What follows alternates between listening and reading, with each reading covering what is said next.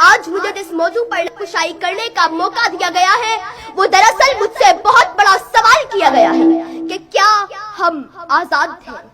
جناب اعلیٰ، اس سوال کا جواب لکھنے کے لیے جب میں نے قلم اٹھایا تو میری نگاہوں کے سامنے حق کی بات کرنے پر موت کا تحفہ حاصل کرنے والے صحافی عزیز میمون کی لاش آئی تو پھر میرے دل میں خیال آیا کہ ایسا ایک واقعہ تو ہر ملک، ہر وطن، ہر دیش، ہر مٹی، ہر جگہ ہو جاتا ہے، لیکن پھر میرے خیالوں میں بچوں کے سامنے سڑک پر جاتی کا نشانہ بننے والی ماں آئی جس نے میرے قلم کو یہ لکھنے پر مجبور کر ہی دیا کہ ہم آزاد نہیں، ہم اس کے قیدی ہیں۔ کہ اتنے میں اس بات نے میرے دل کو تسلی دی کہ دیکھو، آزاد ملک میں بیٹھ کر ناشکری جیسے الفاظ مت لکھنا۔ اب اس بات نے میرے دل کو بہلایا ہی تھا کہ اے ٹی ایم مشین کے کیمرہ سے منہ چلانے والی ویڈیو میرے زمین کو جھنجھانے لگی کہ لکھ تو حق لکھ۔ یہ صلاح الدین اپنی پوری قوم سے منہ چڑھا کر کہہ رہا ہے کہ جان کی امان پاؤں، ایک بات کہوں، جہاں ذہنی توازن ٹھیک نہ ہونے والے شخص کو بھی بے دردی سے مارا جائے وہاں کوئی آزاد نہیں۔ آج میں مارا گیا ہوں، کل کوئی اور مارا جائے گا، انصاف کا سوچنا ہی نہیں، بس مذمت سے کام چلایا جائے گا، بس مذمت سے کام چلایا جائے گا۔ جناب اعلیٰ،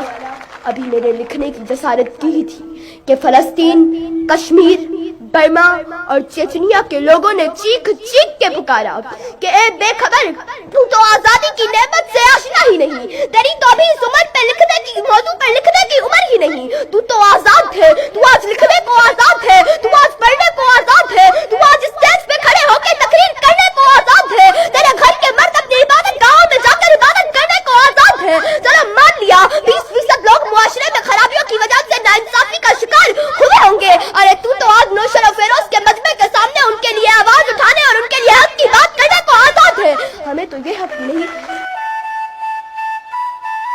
کہ ہم بیت المقدس پر اپنا پرچم لہرا سکے، ہمیں تو یہ حق بھی نہیں کہ ہم سری نگر کو اپنی ملکیت بتا سکے۔ ارے اگر آج تم نے اس قلم سے خود کو آزاد نہ لکھا تو یاد رکھو، تم نے 1947 کی جدوجہد پر وار کیا، تم نے لفظ آزادی کو رسوا اور ایک بہت بڑی نعمت سے انکار کیا، تم نے آزادی کی غلط تشکیل کر کے نام بہت بیکار کیا،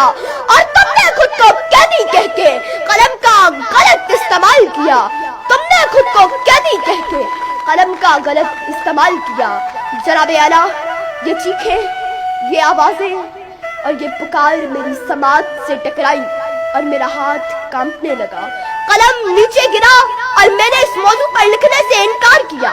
اور بلاخر میں اس نتیجے تک پہنچی کہ میں اس ایوان میں بیٹھے ہر ایک شخص کو دونوں پہلو بتا کر فیصلہ آپ لوگوں پر چھوڑا جائے کہ کیا ہم آزاد ہیں، لیکن فیصلہ کرنے سے پہلے یاد رکھیے کہ ہم ابن رشدی ہی نہیں، ہم جابر بھی، ہم قطی بھی، ہم ابن خلدون طبری بھی، ہم ابن سینا، ابن الہشم، البیرونی طوسی بھی، ہم شاعری میں شیرازی ہیں، ہم نغمہ گری میں فردوسی ہیں، ہم خیال نیشا پوری کے، ہم رومی کی مصنوی ہیں، ہم سوز بنے تو بلے شاہ، ہم ساز بنے تو بارش شاہ، ہم عقل بنے، ہم شاہ لطیف بنے، اور ہم وقت بنے، ہم رقص بنے، ہم سچل سرمست بنے، جب جنگ ہوئی تو دھولا دریا خان بنے، جبکہ امن ہوا تو اکبر کے نورتن بنے۔ آپ کی سماعتوں کا بہت شکریہ۔